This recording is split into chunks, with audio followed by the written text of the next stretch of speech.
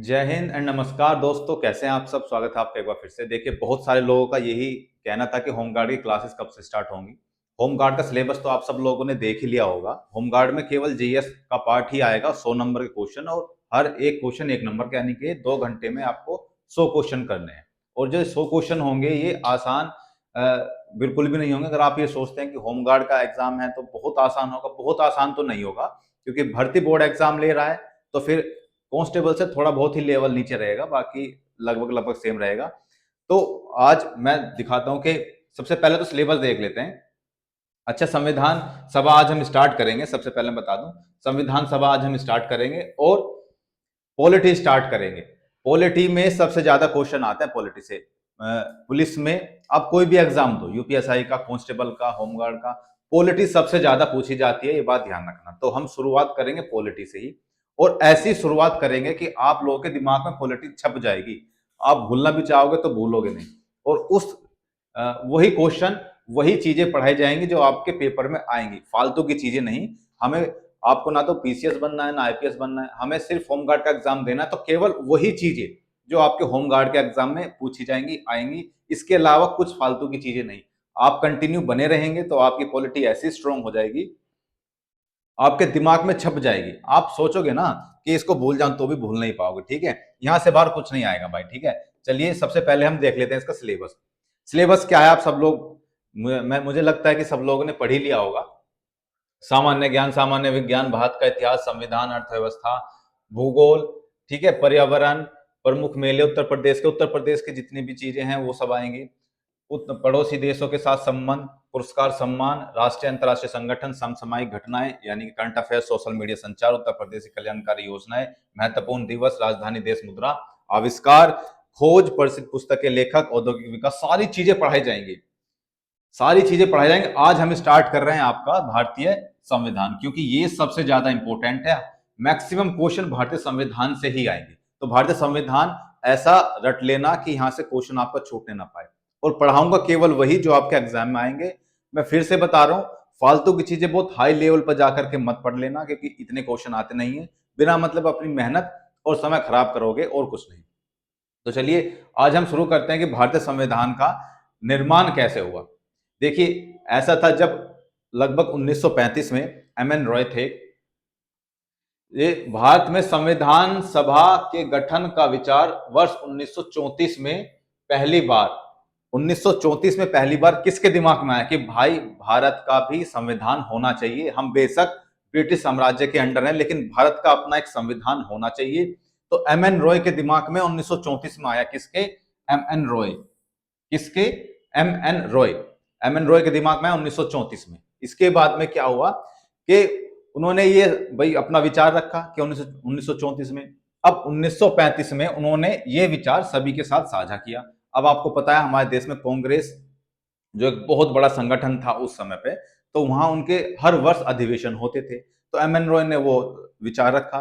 तो उसमें 1935 में, कितने में? 1935 में भारतीय राष्ट्रीय कांग्रेस ने पहली बार भारत के संविधान के निर्माण के लिए आधिकारिक रूप से संविधान सभा के गठन की मांग की। आधिकारिक रूप से मतलब जो कांग्रेस थी, उन्होंने ब्रिटिश साम्राज्य के जो भी अधिकारी थे उनके सामने प्रस्ताव पेश किया आधिकारिक रूप से। पहले तो सब बातें ऐसे नॉर्मली होती रहती थी कि ठीक है, हम भाई संविधान हमें बनाना चाहिए, हमें उसके लिए संविधान सभा गठन करना चाहिए। लेकिन आधिकारिक तौर पर 1935 में ये बात रखी गई, कांग्रेस ने ये बात रखी 1935 में संविधान सभा के गठन की मांग रखी कि भाई संविधान सभा का गठन हो, और वो संविधान सभा ही तय करे कि हमारा संविधान कैसा हो। संविधान सभा में हर तरीके के, हर तबके के लोग होने चाहिए, ताकि उनका प्रतिनिधित्व संविधान सभा में हो। तो संविधान सभा का गठन की मांग की गई। और कांग्रेस की ओर से पंडित जवाहरलाल नेहरू, कौन?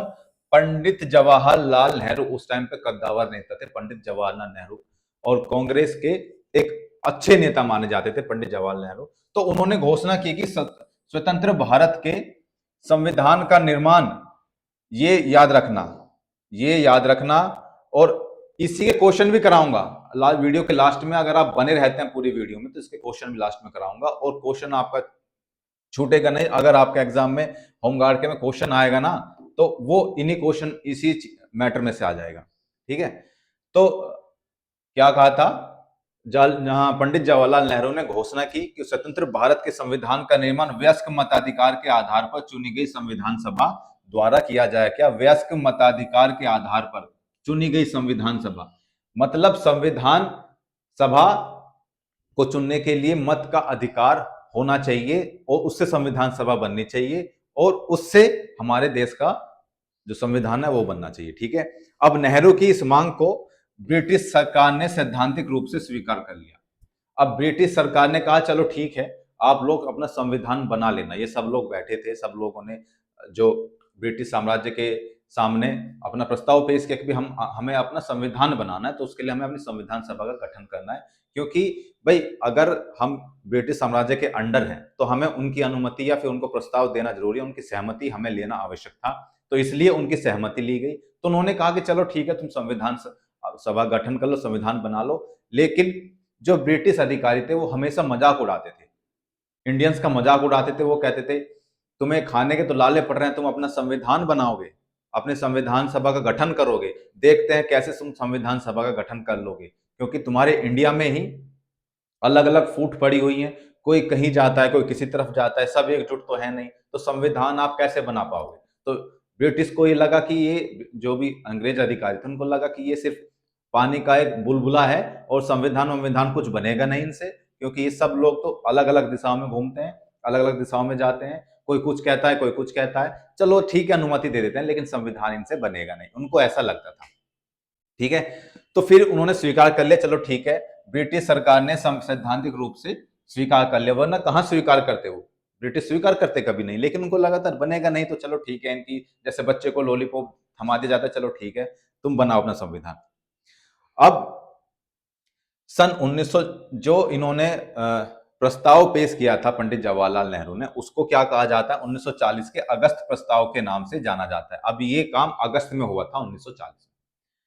अब इसीलिए उस प्रस्ताव को अगस्त प्रस्ताव 1940 कहा जाता है। ठीक है, समझ में आई? पंडित जवाहरलाल नेहरू ने प्रस्ताव पेश किया, उसको अगस्त प्रस्ताव 1940 कहा जाता है। ठीक है, इनको याद कर लेना, इनको नोट कर लेना, जैसे ये इंपॉर्टेंट क्वेश्चन है, इनको नोट कर लेना, और जो चीजें मैं अंडरलाइन कर रहा हूं ये इंपॉर्टेंट चीजें हैं। फिर ब्रिटिश सरकार द्वारा कैबिनेट मिशन को भारत में भेजा गया तथा संविधान सभा का गठन किया गया। अब उन्होंने कहा भाई संविधान सभा के गठन के लिए किस तरीके से चीजें होंगी, किस तरीके से संविधान सभा गठन होगा। तब ब्रिटिश सरकार ने उनकी हेल्प की, उन्होंने कहा चलो ठीक है, हम कैबिनेट मिशन को भारत में भेजते हैं और वो संविधान सभा का गठन कराएगी, आपकी जो संविधान बनाएगी वो संविधान सभा गठन हमारी कैबिनेट, हमारी जो कैबिनेट मिशन है वो कराएगी। इंग्लैंड में जितने भी कैबिनेट, 3 लोग थे कैबिनेट मंत्री थे, उन लोगों को भेजा गया। ठीक है, वो 3 लोग कौन कौन थे वो जानना आपके लिए जरूरी नहीं है, वो नहीं आएगा। तो कैबिनेट मिशन को भारत भेजा गया, तो किसके संस्तुति पर संविधान सभा गठन हुआ? कैबिनेट मिशन की संस्तुति पे। समझ आ रही है बातें? कैबिनेट मिशन की संस्तुति पे ये हुआ। कौन था? क्रिप्स मिशन था, कैबिनेट मिशन था, इसमें कंफ्यूज मत होना। कैबिनेट मिशन, फिर से बताऊं, जो इंग्लैंड में कैबिनेट मंत्री थे वो लोग आए थे 3 लोग, तो उन्होंने, इसलिए इसको कैबिनेट मिशन कहा जाता है। ठीक है, तो ये संविधान सभा का गठन हो गया। अब संविधान सभा का निर्माण में, संविधान सभा का जो गठन है वो जुलाई 1946 ईस्वी में किया गया। ठीक है, कब? जुलाई 1946 ईस्वी में किया गया। संविधान सभा का गठन जुलाई 1946, यानी कि अपने देश से आजाद होने से लगभग 1 साल पहले 1946 में, जुलाई 1946 में संविधान सभा का गठन हो गया। अब उस संविधान सभा में क्या क्या चीजें हुई, किस किस तरीके से हुई, हम आगे पढ़ेंगे, लेकिन उससे पहले चलो खैर ये बाद में बताऊंगा। जिसमें कुल संख्या 389 निश्चित की गई, 389, याद रखना कितनी? 389, 389 संख्या तय की गई कि भाई इसमें संविधान सभा में 389 कैंडिडेट होंगे। अब वो कहां कहां से आएंगे? वो आएंगे जो राजा थे, हमारे लोकल राजा थे, उनके कुछ कैंडिडेट होंगे, जो हमारा ब्रिटिश एम्पायर था, ब्रिटिश क्षेत्र था, वहां से कुछ होंगे। तो इस तरीके से कुल मिलाकर के 389 कैंडिडेट होंगे, 389 निश्चित की गई। अब जिसमें 292 ब्रिटिश प्रांत के प्रतिनिधि, ठीक है, कितने? 292, याद रखना कितने? 292, 389 में 292 ब्रिटिश प्रांत के प्रतिनिधि, 4 चीफ कमिश्नर क्षेत्र के प्रतिनिधि, और 93 देशी रियासतों के प्रतिनिधि थे। कितने थे देशी रियासतों के प्रतिनिधि? 93, 93। कितने थे? 93। देशी रियासतों के प्रतिनिधि कितने थे? 93 थे। ठीक है। अब ये जो आप फोटो देख रहे हैं, ये फोटो है मोहम्मद अली जिन्ना की और ये है गांधी जी। जब संविधान सभा का गठन हुआ था तब जो मोहम्मद अली जिन्ना, ये जो दिख रहे हैं आपको महोदय, ये कह रहे थे कि भाई हमें अपना अलग से संविधान सभा गठित करनी है, हमें सिर्फ पाकिस्तान चाहिए, हमें कुछ और नहीं चाहिए। ये आप देख रहे हैं गांधी जी मोहम्मद अली जिन्ना को उनको घर पे समझाने गए थे और ये बाहर खड़े होकर के समझा रहे हैं मोहम्मद अली जिन्ना को कि भाई मान जाओ, अगर देश डिवाइड हो गया तो बहुत खतरा पैदा हो जाएगा, बहुत मारकाट मचेगी। लेकिन मोहम्मद अली जिन्ना को कोई फर्क नहीं पड़ा। इन्होंने कहा नहीं, मुझे पाकिस्तान चाहिए, मुझे अलग से संविधान सभा का गठन करना है जिसमें हमारे लोगों का प्रतिनिधित्व ज्यादा हो। अब ये सिर्फ इसी बात पर अड़े हुए थे कि या तो संविधान सभा में हमारे जो लोग हैं उनका प्रतिनिधित्व ज्यादा हो, या फिर हमें अलग से संविधान सभा का गठन करना है, हमें आपके संविधान सभा में नहीं जाना है। और अंग्रेज यही तो चाहते थे कि इनके फूट पड़ी रहे, हिंदू अलग मुस्लिम अलग रहे। तभी तो मुस्लिमों का नेतृत्व ही मोहम्मद अली जिन्ना कहते थे मैं मुस्लिमों का नेतृत्व करता हूं, तो मुझे अधिकार है ये कि मैं अपनी संविधान सभा अलग करूं। और ब्रिटिशों को पता था कि जब तक इन दोनों की फूट पड़ी रहेगी संविधान बनना मुश्किल है, तो इसलिए उन्होंने अनुमति भी दी थी। तो ये मोहम्मद अली जिन्ना है, महाराज हैं, और इन्होंने ही पाकिस्तान को अलग बनाया है, हमारे हिंदुस्तान से काट करके अलग बनाया है। ये गांधी जी इनको समझा रहे हैं कि भाई मान जा, बहुत मारकाट मचेगी, इंडिया में ही सम्मिलित हो जाओ, लेकिन ये नहीं माने। ठीक है, तो चलिए खैर वो बात अलग है, हम आगे बढ़ते हैं। तो कितने थे? 93 देशी रियासतों के सदस्य थे। अब 9 दिसंबर 1946, 9 दिसंबर 1946 को संविधान सभा की पहली बैठक होती है। संविधान सभा गठित हो गई। अब इन्होंने, जो मुस्लिम लीग थी, इन्होंने बाइकआउट कर दिया संविधान सभा के, जी हम संविधान सभा में हिस्सा नहीं लेंगे, हम संविधान बनाने में हमें कोई रुचि नहीं है, आप अपना संविधान अलग बनाओ। ठीक है, तो 9 दिसंबर 1946 को संविधान सभा की पहली बैठक नई दिल्ली में हुई। ठीक है, कहां हुई? नई दिल्ली में। तो जब पहली बैठक हुई उसमें केवल 11 सदस्य आए थे। केवल कितने? 11 सदस्य। अब 11 सदस्य आ गए, सब लोग बैठ गए। अब वो कह रहे हैं कि भाई चलो ठीक है, हम समिति या सभा कर रहे हैं, लेकिन इसका कोई ना कोई अध्यक्ष तो जरूर होना चाहिए ताकि जो ये सभा है उसको कंट्रोल कर सके। तो सब लोगों ने कहा कि चलो ठीक है, इन 11 सदस्यों में डॉक्टर सच्चिदानंद सिन्हा को एक अस्थायी अध्यक्ष बना दिया। अस्थायी अध्यक्ष क्यों बना दिया? क्योंकि अभी स्थायी नहीं, क्योंकि कुल 11 सदस्य तो उनको स्थायी बनाने में थोड़ी, भाई 11 सदस्य स्थायी कैसे बना सकते हैं? जहां आने थे 389, आए हैं कुल 11, तो स्थायी कैसे बना सकते हैं? तब उनको अस्थायी सदस्य, अस्थायी अध्यक्ष चुना गया। अब इनको ही क्यों चुना गया भाई? डॉक्टर सच्चिदानंद सिन्हा को बहुत सारे लोग थे, किसी को भी चुन सकते थे, लेकिन एक प्रथा चली आ रही थी, फ्रांस में भी ऐसा ही हुआ था कि जब चुनना था तो जो उम्र में बड़े थे, जिनको एक्सपीरियंस बड़ा था, उम्र में बड़े थे, बुजुर्ग थे, तो इसलिए इनको चुना गया कि डॉक्टर सच्चिदानंद सिन्हा भाई उम्र में बड़े हैं, एक्सपीरियंस ज्यादा है इनको, तो हम इनको ही चुनते हैं, सभी लोग इनकी इज्जत भी करते हैं। तो डॉक्टर सच्चिदानंद सिन्हा को इन्होंने अध्यक्ष चुन लिया। ठीक है, अस्थायी अध्यक्ष चुना। 9 दिसंबर 1946 को पहली बैठक को, ये याद रखना, इंपोर्टेंट है ये। 9 दिसंबर 1946 को अस्थायी अध्यक्ष चुना गया। ठीक है, अब इसके बाद में संविधान सभा की कुछ प्रमुख समितियां बनाई गई, उनके अध्यक्ष बनाए गए। भाई हम संविधान सभा बैठी है, सब लोग बैठे हैं, अब वो कैसे काम करेगी संविधान सभा, उसके कुछ समितियां बनाई गई, अलग अलग समितियां कैसे बनाई गई। अब जो संविधान सभा, उनका काम क्या था? उनका काम था हमारे देश का संविधान बनाना, और उन्होंने ऐसा संविधान बनाया, ऐसा संविधान बनाया कि अंग्रेज देख के रह गए, दुनिया का सबसे बड़ा संविधान, सबसे बड़ा लोकतांत्रिक संविधान भारत ने बनाया। और ऐसा संविधान कि जिसमें हर चीज समाहित थी, हर चीज समाहित थी, चाहे हमें किसी दूसरे देश से संविधान के कुछ अंश लेने पड़े, लेकिन हमने ऐसा संविधान बनाया जो दुनिया में कोई बना ही नहीं पाया। ये है इंडियंस की ताकत, जो ब्रिटिशों को लग रही थी कि बहुत हल्के में ले रहे थे, ये इंडियंस की ताकत है। खैर, संविधान सभा की कुछ प्रमुख समितियों, उनके अध्यक्ष हैं, इनको याद कर लेना, जितनी भी समिति मैंने यहाँ लिखी। समिति बहुत सारी हैं, मैं पढ़ा बहुत कुछ सकता हूं, लेकिन पढ़ा केवल वो रहा हूं जो आपके एग्जाम में आएगी, इसके अलावा फालतू की चीजें नहीं। ठीक है, यहां बने रहोगे तो बहुत सारी चीजें, केवल वही point two point exam oriented चीज ही आपको मिलेगी, फालतू की चीज नहीं मिलेगी। चलिए खैर, ये जो समितियां हैं ये आपको याद रखनी है, चारों समितियां, ठीक है, चारों समितियां। सबसे पहले संचालन समिति, भाई ये संविधान सभा, इसका संचालन करने के लिए एक समिति चाहिए कि कितने लोग आए हैं, क्या आए हैं, किसकी कौन क्या कहना चाहते हैं, उस एक संचालन समिति होनी चाहिए। तो उसका जो अध्यक्ष था कौन था? डॉक्टर राजेंद्र प्रसाद। कौन था? डॉक्टर राजेंद्र प्रसाद, याद रखना, संचालन समिति का अध्यक्ष डॉक्टर राजेंद्र प्रसाद जी थे। अब इसको ऐसे याद रख सकते हो, जैसे संचालन समिति है, कोई आदमी लंगड़ा है और उसको चलने के कैपेबल बनाया, चलने के काबिल बनाया, किसने? डॉक्टर ने। तो क्या फिर संचालन समिति मतलब डॉक्टर, संचालन समिति डॉक्टर राजेंद्र प्रसाद। याद हुआ? जो आदमी चलने काबिल नहीं था उसको चलने काबिल किसने बनाया? डॉक्टर ने, यानी कि डॉक्टर राजेंद्र प्रसाद, संचालन समिति। अब आ जाओ प्रारूप समिति पे। प्रारूप समिति का मतलब क्या होता है? भाई जो हमारा संविधान होगा उसका प्रारूप क्या होगा, वो किस तरीके से कस्टमाइज्ड होगा, प्रारूप क्या होगा उसका। तो वो प्रारूप की समिति का अध्यक्ष किसको बनाया गया? डॉक्टर भीमराव अंबेडकर को। इसलिए तो कहते हैं कि डॉक्टर भीमराव अंबेडकर ने हमारे देश का संविधान बनाया, इसलिए कहा जाता है, क्योंकि प्रारूप समिति के अध्यक्ष कौन थे? डॉक्टर भीमराव अंबेडकर। उन्होंने पूरा प्रारूप बनाया कि हमारा संविधान किस तरीके से कस्टमाइज होगा, हम अपने संविधान में क्या क्या चीजें डालेंगे, क्या क्या चीजें नहीं डालेंगे, सारी चीजों का लेखा जोखा इसी प्रारूप समिति के अध्यक्ष पद थे, यानी कि डॉक्टर भीमराव अंबेडकर इसके अध्यक्ष थे। समझ आ गई बात? तीसरा, मौलिक अधिकारों की समिति, मतलब मौलिक अधिकार हमारे, भाई मौलिक अधिकार तो जरूर होंगे हमारे संविधान में। अब मौलिक अधिकार कहां से लेने हैं, क्या मौलिक अधिकार रखने हैं, क्या नहीं रखने हैं, तो उन सब चीजों का लेखा जोखा किसके पास होगा?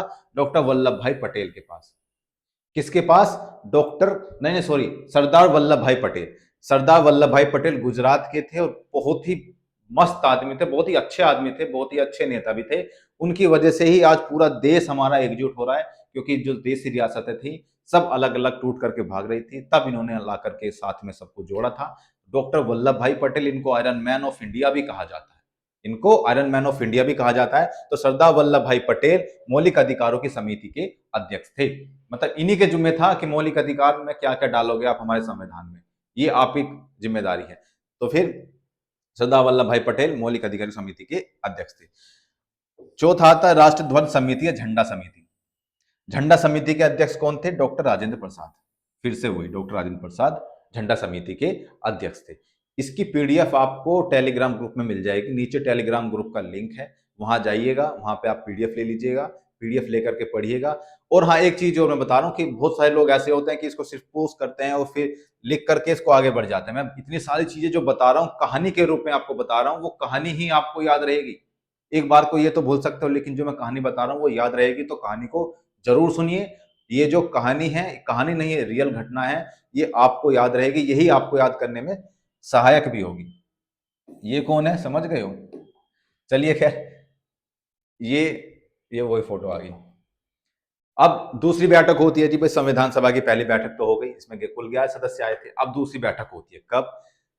9 के बाद 11 तारीख में, 9 के बाद 11 तारीख में, 11 दिसंबर 1946 को, जिसमें डॉक्टर राजेंद्र प्रसाद संविधान सभा के स्थायी अध्यक्ष निर्वाचित हुए।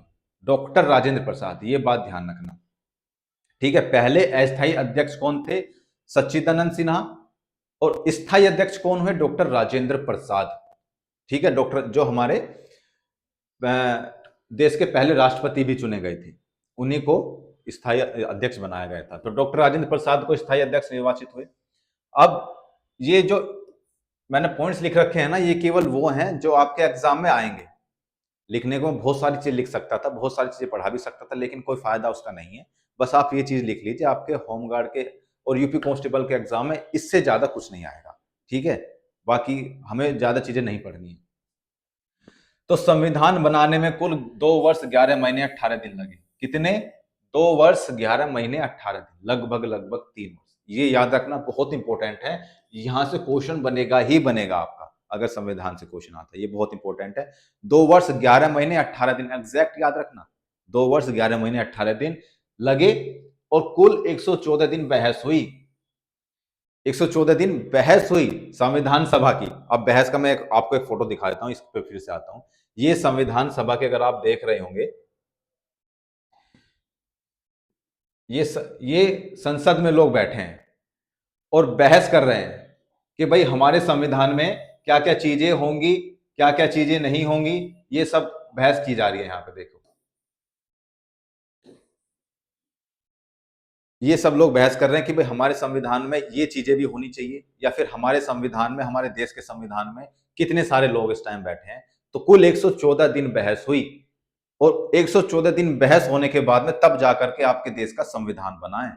इतनी मेहनत करने के बाद देश का संविधान बना, इसलिए सबसे पहले देश के संविधान को पूजा जाता है। ठीक है, तो चलिए फिर वहीं से आते हैं, फिर से शुरू पे आते हैं। तो 114 दिन बहस हुई और लगभग 63 लाख, कितने, लगभग 63,96,729 रुपए खर्च हुए। एग्जैक्ट याद रखिएगा, एग्जैक्ट कितने, 63,96,729 रुपए, या अगर आपके ऑप्शन में लगभग 64 लाख भी आ जाए तो भी ठीक है। अगर ऑप्शन में ये आए तो फिर इसको टिक कीजिएगा, 63,96,729 इतने रुपए खर्च हुए हैं। और उस टाइम पे ये रकम छोटी मोटी नहीं थी, बहुत बड़ी रकम थी, बहुत बड़ी रकम थी भाई। 64 लाख, 64 लाख रुपए खर्च हुए, 114 दिन बहस हुई, और कुल मिलाकर के 2 वर्ष 11 महीने 18 दिन लगे हमारे संविधान को बनने में। ठीक है, याद रखना। नेक्स्ट पे आते हैं कि संविधान को 26 नवंबर, अब हमारा संविधान बन गया, सब लोगों ने बहस करके संविधान की प्रारूप बना दिया, संविधान बन गया। और संविधान बनने के बाद में अब उस संविधान बना कर रख दिया गया। अब उस संविधान का क्या करें। अब संविधान को 26 नवंबर 1949 ईस्वी को संविधान सभा द्वारा पारित किया गया। अब संविधान तो बना, लेकिन इस बीच में हमारा देश भी आजाद हो गया था 1947 में। अब 47 में आजाद हो गया था, लेकिन संविधान फिर भी बनने की प्रक्रिया में था। ठीक है, अभी तक कंप्लीट नहीं बना था। अब जब कंप्लीट, अच्छा मुझे एक बात और बताओ, बहुत सारे लोग ये सोच रहे होंगे, जब संविधान हमारा नहीं बना था तो फिर 1947 के बाद में हमारा देश कैसे चला, किन नियमों के आधार पर चला। तो उस टाइम पे हमारा देश 1935 के अधिनियम के आधार पर चला था, जब तक हमारा संविधान लागू नहीं हुआ। समझ में आई, 1935 के अधिनियम के आधार पर चला था। अब क्या हुआ कि भाई हमारा संविधान, हमारा देश भी आजाद हो गया था। आजाद होने के बाद में 1935 के बेस पर वो चला। अब 26 नवंबर 1949 ईस्वी को संविधान सभा द्वारा पारित किया गया। संविधान 26 नवंबर 1949 को संविधान सभा द्वारा पारित कर दिया गया। पारित करना अलग है, लागू करना अलग है। समझ में आई बात, पारित करना अलग है, लागू करना अलग है। उस समय जब संविधान ये पारित किया गया तो उसमें 22 भाग, 395 अनुच्छेद और 8 अनुसूचियां थी। कितने, याद रखना, इंपॉर्टेंट है, क्वेश्चन आएगा, ये आएगा, जरूर आएगा कि उस टाइम पे जब संविधान हमारा पारित हुआ तब कितने भाग, कितनी अनुसूचियां थी। तो 22 भाग, 395 अनुच्छेद, 8 अनुसूचियां थी। ठीक है, ये भी इंपॉर्टेंट है, इसको याद रखना। ये आपके होमगार्ड के और यूपी कांस्टेबल के एग्जाम में आएगा ही आएगा। ठीक है, नेक्स्ट देखते हैं। संविधान सभा की अंतिम बैठक 24 जनवरी 1950 में हुई।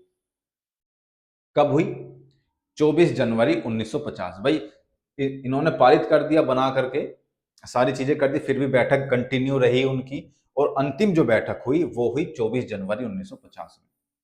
कब हुई, 24 जनवरी 1950 में हुई। और उसी दिन डॉक्टर राजेंद्र प्रसाद जी को भारत का प्रथम राष्ट्रपति चुना गया। प्रथम राष्ट्रपति किसे चुना गया, डॉक्टर राजेंद्र प्रसाद जी को, जो स्थायी अध्यक्ष भी थे संविधान सभा के। समझ आई, जो स्थायी अध्यक्ष थे संविधान सभा के डॉक्टर राजेंद्र प्रसाद, उन्हीं को प्रथम राष्ट्रपति चुन लिया गया कि भाई ये समझदार आदमी हैं और ये राष्ट्रपति बनने के लायक हैं, तो चलो एक काम करते हैं, ये अध्यक्ष भी रहे हैं संविधान सभा के, तो इन्हीं को हम चुन लेते हैं राष्ट्रपति। और बाकी कोई चेहरा सामने नहीं आ पा रहा था, तो डॉक्टर राजेंद्र प्रसाद जी को भारत का प्रथम राष्ट्रपति चुन लिया गया। कब चुना गया, 24 जनवरी 1950 को, उसी दिन चुन लिया था।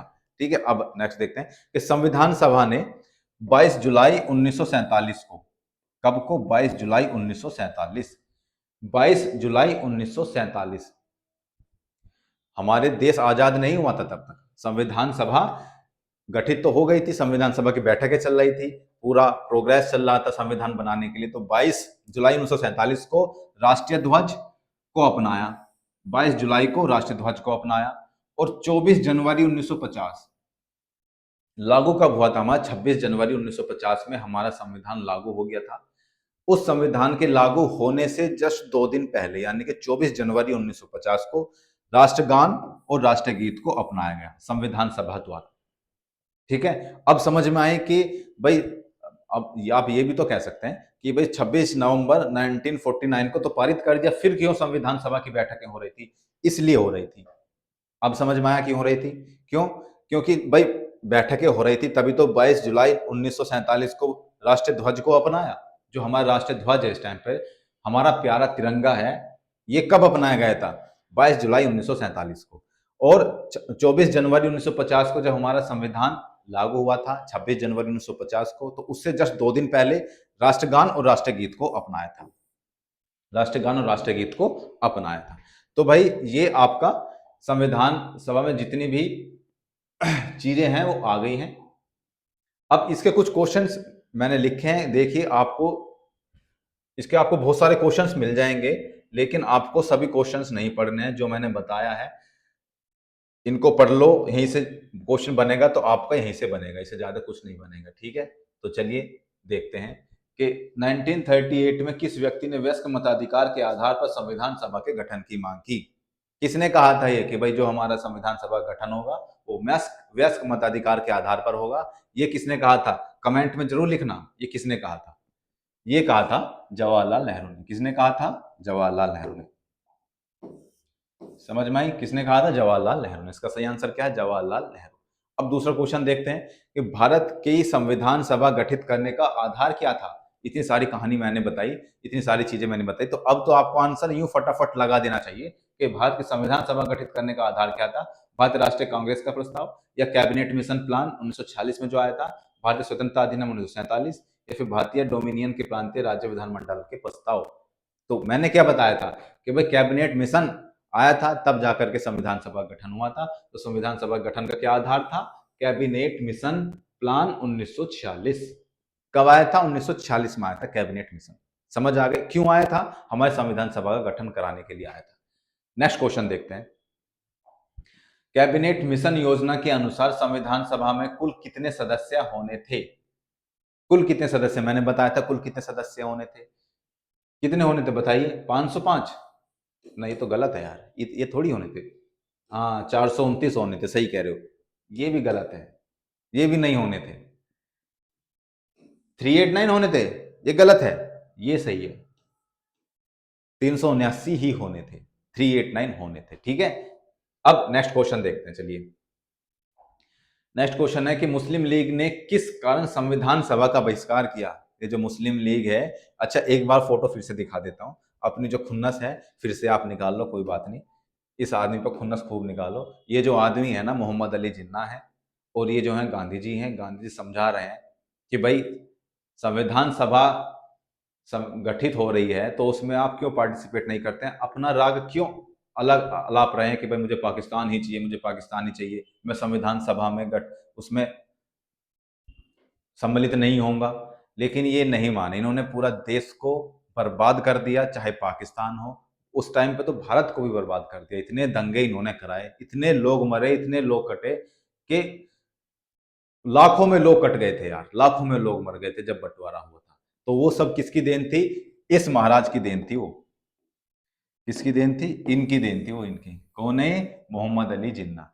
तो आप अपना गुस्सा इस पे उतार सकते हैं, लेकिन फिलहाल पढ़ने पे ध्यान दो। अब जो हो गया सो हो गया, उसको ना तो आप रोक सकते हैं ना हम रोक सकते हैं। हम सिर्फ पढ़ सकते हैं, हम सिर्फ समझ सकते हैं कि आगे और क्या चीजें नहीं होनी चाहिए।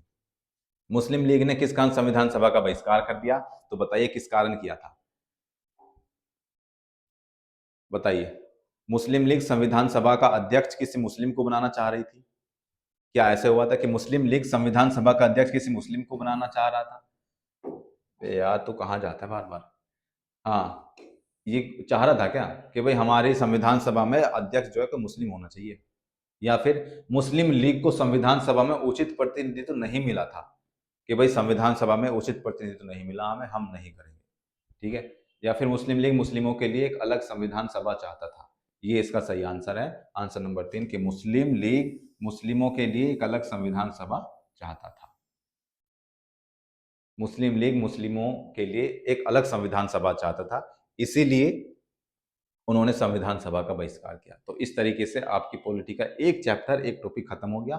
टॉपिक वाइज पूरा कंप्लीट सिलेबस कराऊंगा, हर टॉपिक कराऊंगा, हर सब्जेक्ट कराऊंगा, और इसी तरीके से कहानी बेस्ड बना करके आपके दिमाग में छप जाएंगी, आप भूल नहीं पाओगे।